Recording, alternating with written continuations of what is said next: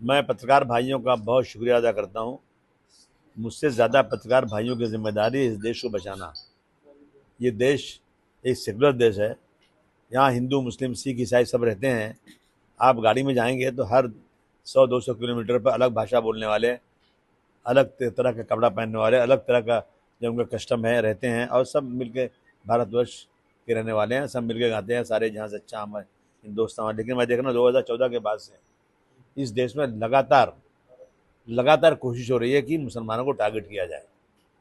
अब आप बताइए, आप सोचिए ज़रा सा कि इस देश में अभी जो साध्वी प्रज्ञा सिंह है वो छूट गई, मिठाई बट रही हैं कि भाई जो है हिंदू आतंकवादी नहीं हो सकता। ये सच है कि हिंदू मुस्लिम इसमें लगाने की ज़रूरत ही नहीं है, आतंकवादी आतंकवादी है। लेकिन गांधी जी को मारने वाला आतंकवादी था कि नहीं था? राजीव गांधी को मारने वाला आतंकवादी था कि नहीं था? इंदिरा गांधी को मारने वाला आतंकवादी था कि नहीं था? इसमें कोई मुसलमान नहीं है। लेकिन सबसे ज़्यादा टारगेट मुसलमान किया जा रहा है आज हर जगह पे। मैं समझता हूँ कि जो संविधान इस देश का है, बदलो ना हो, जो इस देश का संविधान है वो संविधान इजाज़त देता है सबको सिमिलर तरीके से देखा जाए। लेकिन संविधान से लगता है किताबों में लिखने के लिए बन गया है। अभी देखिए साधु प्रज्ञा सिंह के केस में अगर आप सोचें, हंसी आती है मुझे कि देश में कानून क्या है। जब जब इन्होंने अपना वो ऑफिसर, क्या नाम था उनका, प्रज्ञा सिंह को जो देख रहे थे, हेमंत करकरे साहब ने जब जब इनको क्रैक डाउन किया, इनको पकड़ा इन लोगों को, तो दिल्ली से अडवाणी जी बहुत नाराज हुए, बम्बई से बाला साहब ठाकरे नाराज हुए, और वहाँ से अहमदाबाद में थे, गुजरात में थे ये मोदी जी, वहाँ से बहुत चिल्लाए। तो मनमोहन सिंह जी ने करकरे साहब को दिल्ली बुलाया कि आप आइए अडवाणी जी को संतुष्ट कीजिए कि आपने कैसे गिरफ्तार किया। वो रोए थे उस वक्त, भाई मैंने एक एविडेंस के ऊपर गिरफ्तार किया है।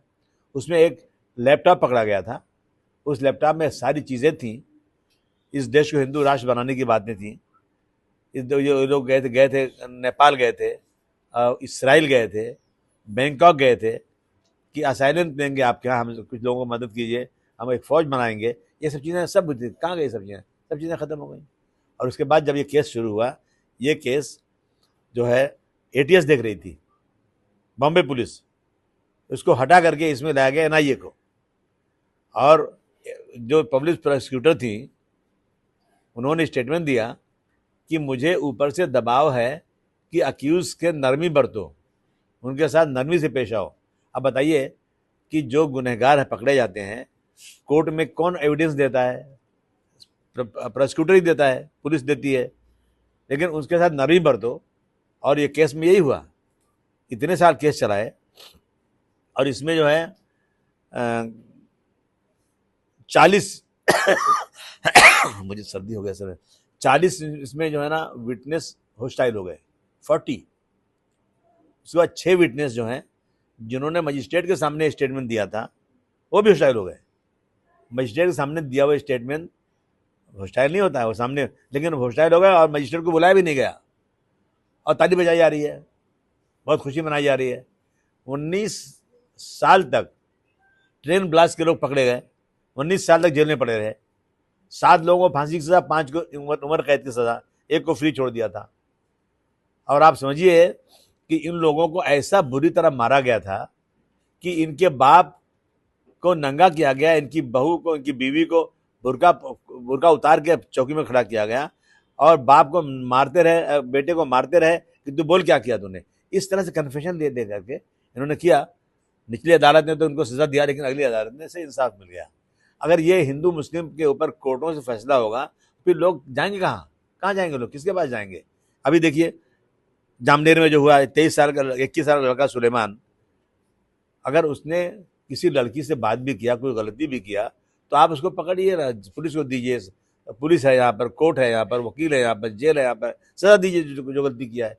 परंतु इस तरह से पकड़ के ले जाना, 4 घंटे तक घुमा घुमा के मारना। उनके माँ बाप तो बोलते हैं उसकी बदन पर कोई भी जगह एक खाली रहे जहाँ चोट नहीं लगी इसको। अब सोचिए एक आदमी को 10-15 लोग उठा के ले जाए, मारे मारे मारे, और जब पानी मांगा तो बोले पेशाब पिला दिया।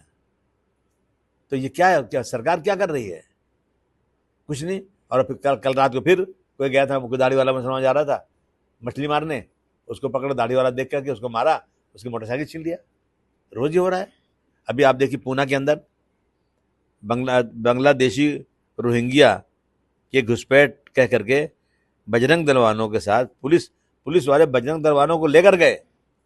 बजरंग दल वाले क्यों आए? पुलिस जाकर है जो करना है, बजरंग लेके गए उनको और पूरा घर तहस नहस किया उन्होंने। तो खैर बाद में छूट हुआ कि भाई ये तो मिलिट्री का आदमी है, ये पुणे में ये रिटायर हो गए हैं, मिलिट्री में थे ये। इस तरह से मुसलमानों को रोजाना तंग किया जा रहा है, रोजाना कहीं ना कहीं प्रॉब्लम किया जा रहा है।